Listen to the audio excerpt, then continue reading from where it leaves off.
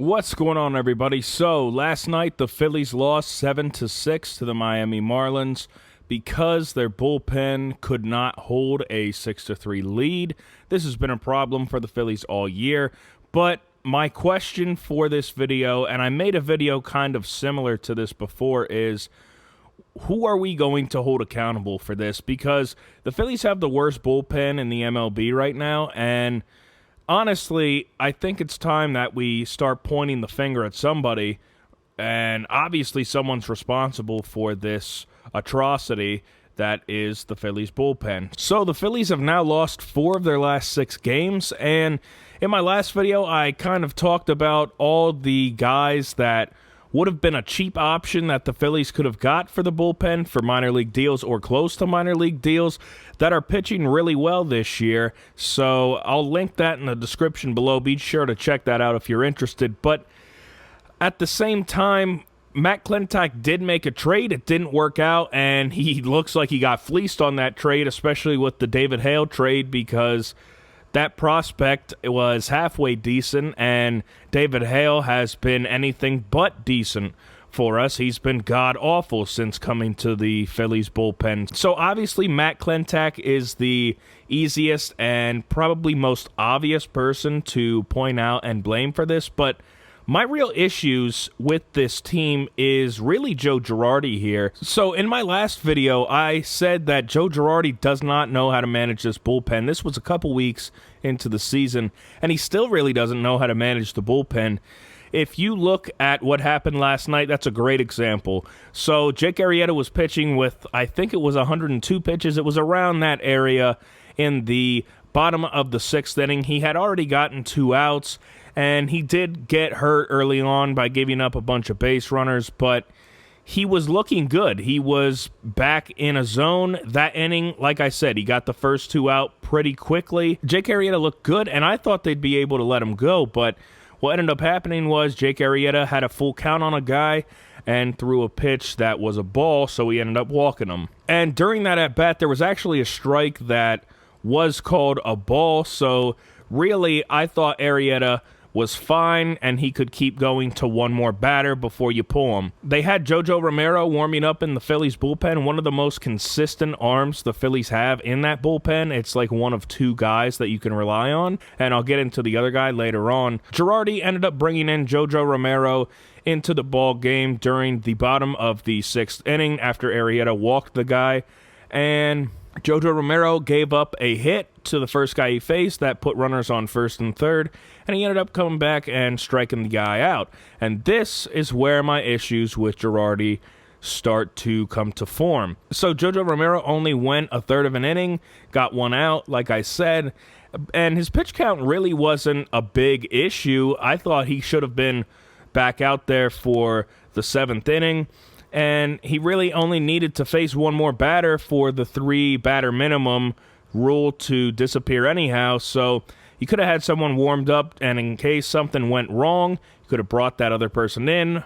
But Joe Girardi elected to go to Hector Neris to start the 7th inning. So JoJo Romero, one of the best options for the Phillies out of the bullpen, is now done for the night after going a third of an inning, basically, and we'll get into his numbers later on in this video. So Neris goes and he pitches, gets into a little trouble, but ends up getting out. His pitch count is high enough to where he can't come out and pitch the 8th inning. So for the bottom of the 8th inning, Girardi went to Tommy Hunter, and Tommy Hunter is a guy, his last appearance came against the Red Sox. He only went 2/3 of an inning and gave up 2 runs, and that's an ERA of 27. So not really the guy that I would put out there in a 3-run game in the 8th inning, because the score at that point was 6-3.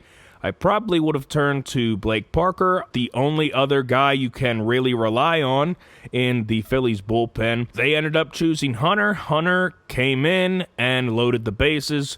There was 2 outs, so Joe Girardi went and got the Phillies closer now, since they got him from the Red Sox, Brandon Workman. Workman came in. The first batter he faced, I believe it was Starling Marte. He ended up giving up a double that cleared the bases, and it was a tied game, 6-6. He also had a little bit more trouble. I think he walked the next guy. That put runners on first and second with 2 outs in a tie game in the 8th inning. So probably could have brought in Blake Parker for the 9th inning to try to keep it tied as well. But Workman, needless to say, got out of the 8th inning, and he let him go back out there for the 9th.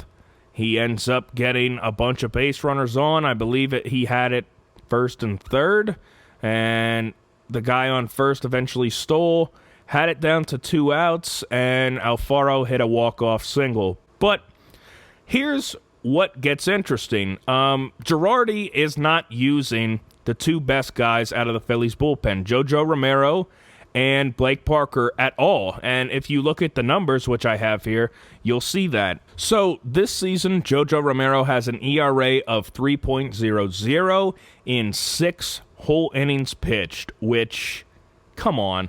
For a 3.00 ERA, that is one of the best ERAs out of our bullpen. I think it's actually the second best, if I'm being completely honest, out of the Phillies bullpen.